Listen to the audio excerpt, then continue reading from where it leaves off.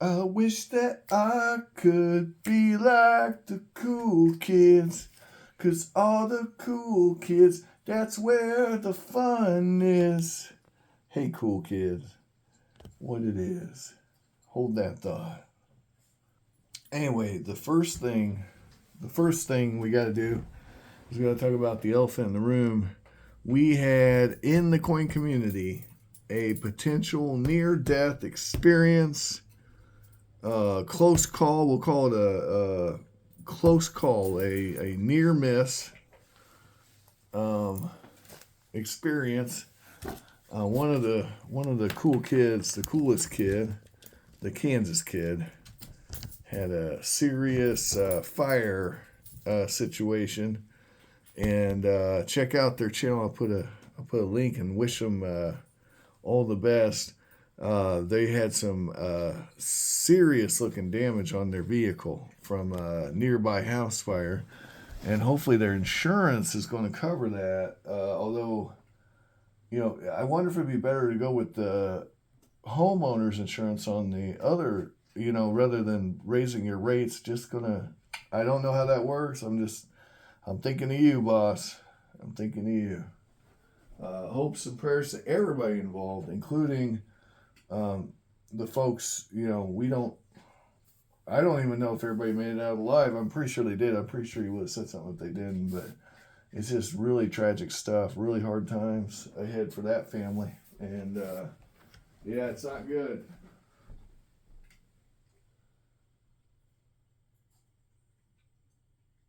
Depending on what caused the fire and all. Because if it's their fault, well, there goes the insurance payout. And I don't know. It's rough. It's definitely rough. All right. Cool kids. For today's show, we got a special treat. We are doing silver coins around the world. I've been out for a few days. I've been working for 3.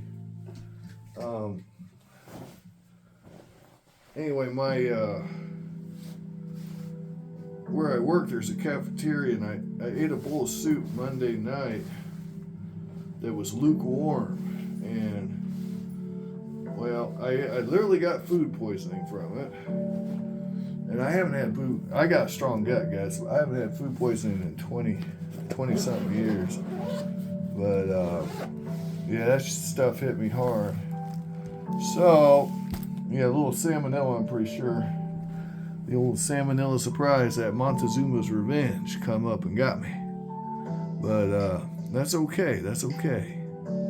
I'm still here. I'm still kicking, Anyway, today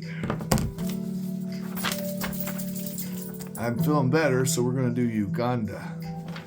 Now, I did want to do Uganda Monday, but when I got home from work, I just slept for 12 hours. I never sleep more than like 5 or 6 hours. And then the next day I slept 10 hours. But I was fine after that. I ate my first meal since all this started, and everything stayed down, and we're doing good so far. I've been eating a lot of yogurt. It's probiotic, they say. All right, here's our coin. Here's our country. The country's Uganda. The coin is a 1969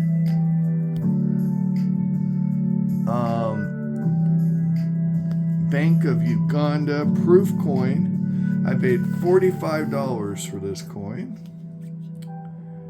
And it's 10 shillings. So we're going to look it up on Numista and see how I did. Let me get you guys a closer look at it. Just a closer walk with Uganda. Alright. Look at that. Isn't that pretty? Man, back in the summer of 69. Oh yeah. Me and my baby. Anyway, that song's not about what you think it's about. I can't tell you that. Or maybe it is about what you thought it was about. I don't know, but I know that Bryan Adams was not very old in 1969. That's what I know. But you can look it up. 10 shillings. How you guys been? Yeah, it's good to be alive, right? It's good to be alive.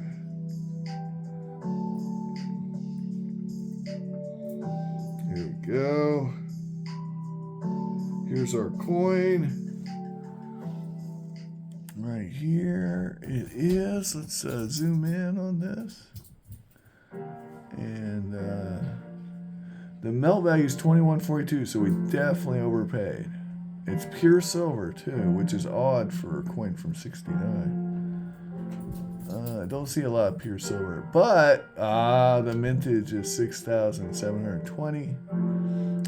We're not going to go by that book value because Numista is horrible for that. It's good for the ASW, not so great for anything else. Especially, okay, here we go. This is our coin on Numista. I meant NGC. NGC is good for the ASW. Numista is good for everything else a lot of times. All right, 20 grams, pure silver, minted at the visit of the Pope. Oh, wow.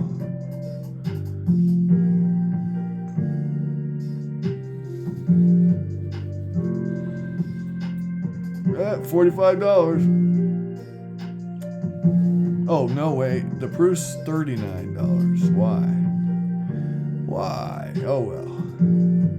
Let's see what they're going for on the bay. $59, $139, $82. Yeah.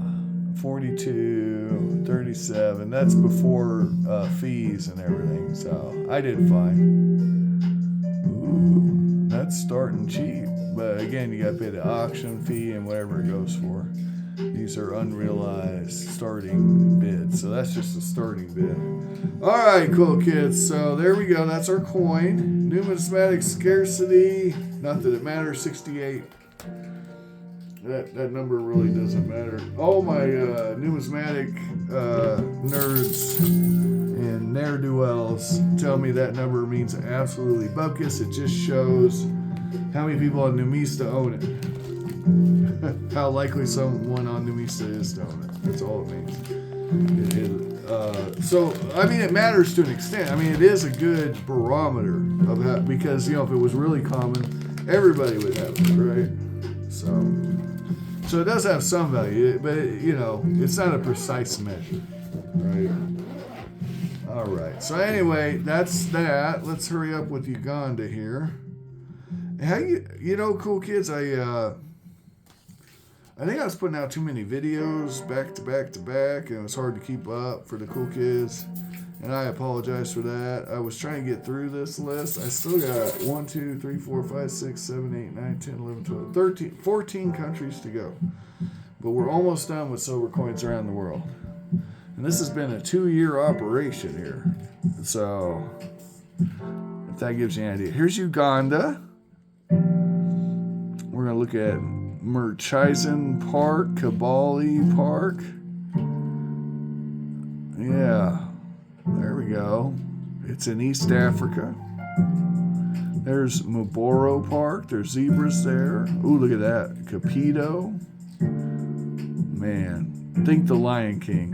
You're thinking Uganda. No, I have no idea. It's probably Rwanda, actually. Here we go. South Sudan, Uganda, Rwanda. Hey, it's right. They're right next to each other, huh? Kenya, Somalia. Man, there you go. Tanzania, Malawi, Mozambique, Zimbabwe, Eswatini, Lesotho. Guys, talk to me. Tell me something. Botswana, marijuana, South Africa. There it is. All right. Anyway, Uganda, let's talk about Uganda.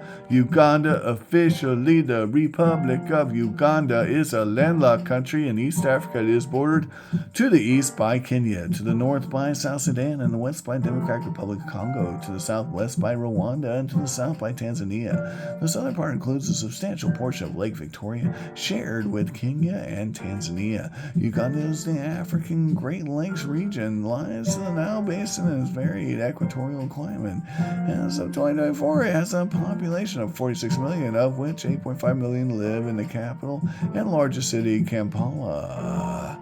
Here's Uganda's coat of arms and flag.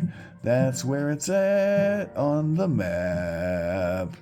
Okay, cool kids, look at that. Christianity, Islam. Wow, it's a mostly Christian nation. What great stuff. Let's move right on. We're gonna, look at that, the population. Oh, the GDP, baby. Elon Musk has more money. Per capita income is very low. Very, very low. But the population is very high. Oh, boy. I wonder what it's going to say in the economicals. Here we go. We're going to the economicals. Economicals.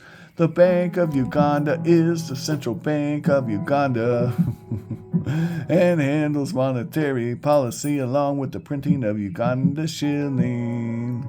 In 2015, Uganda's economy generated export income from the following merchandise: coffee, oil, base metals, fish, maize, cement, tobacco, tea, hides and skins, cocoa beans, flowers, and other products.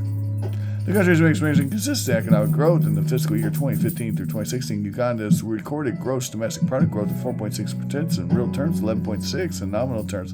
This compares to the 5% real growth in the fiscal year 2014-2015. The country has largely untapped reserves of both crude oil and natural gas, which agricultural accounted for 56% of the economy in 1986. With coffee as its main export, it has now been surpassed by the service sector and accounted for 52% of GDP in 2007. In the 1950s, the British colonial regime encouraged some 500,000 subsistence farmers to join cooperatives. Since 1986, the government, with the support of foreign countries and international agencies, acted to rehabilitate an economy devastated during the regime of Idi Amin and the subsequent civil war. In 2012, the World Bank still listed Uganda as heavily indebted poor country list. Economic growth has not always led to poverty reduction, despite an average annual growth 2.5% between 2000 and 2003. Poverty levels increased 3.8% during the time. This has highlighted the importance of avoiding jobless growth, and as part of the rising awareness in development circles of the need for equitable growth, not just in Uganda, but across the developing world. With Uganda's securities exchanges established in 1996, several equities have been listed. The government has used the stock as an avenue for privatization. All government treasury issues are listed on the security exchange. The Capital Markets Authority has licensed 18 brokers, asset managers, and investment advertisers, including African Alliance Investment Banking. Oh God, who cares? Uganda traditionally depends on Kenya for access to the Indian Ocean port of Mombasa. Efforts have intensified to establish a second access route via the lakes ports of Bukasa in Uganda and Mosama in Tanzania, connecting the railway of Arusha in the Tanzanian interior. I bet China's ready to help. Uganda has a large diaspora residing mainly in the United States and the United Kingdom. This diaspora has contributed enormously to Uganda's economic growth through remittances and other investments. According to the World Bank, Uganda received 2016 an estimated $1.099 billion in remittances from abroad, second only to Kenya at $1.5 billion in the East African community. And seventh in Africa, Uganda also serves as an economic hub for stuff. Neighboring countries like the Democratic Republic of Congo, South Sudan, and Rwanda. The Ugandan Bureau of Statistics announced inflation was 4.6%. Uganda ranked as number 102 among countries in the world for nominal gross domestic product by the International Monetary Fund. GDP 26,349 million. World Bank ranked Uganda as the number 99 in nominal GDP, and based on the GDP with purchasing power parity, the IMF ranked Uganda number 86, and the World Bank ranked them 90. Since 1990, the economy of Uganda is growing. Real gross domestic product grew at an average of 6.7% annually during this period, 1990 to 25. Real GDP per capita grew 3.3 per annum during the same period. Poverty, lots and lots of poverty, all the poverty, $1.25 a day. AIDS,